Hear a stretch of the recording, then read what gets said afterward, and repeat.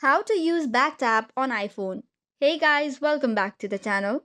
You can use the double tap or triple tap on your iPhone as a back tap option to use or activate any function.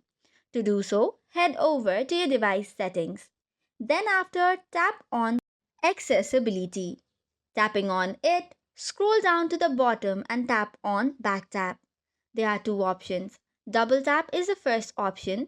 Tap on it. Now select the action or the activity that you want to complete on back tap. You can select from the option.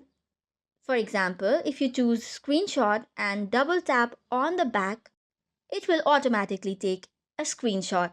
Likewise, if you want triple tap for another function, go back to the previous page, tap on triple tap, select the option that you want, and you're good to go. This way, you just have to back tap on your iPhone to select an activity. That is all for today's video. For more such contents, do not forget to hit the like and subscribe button. Thank you and keep watching.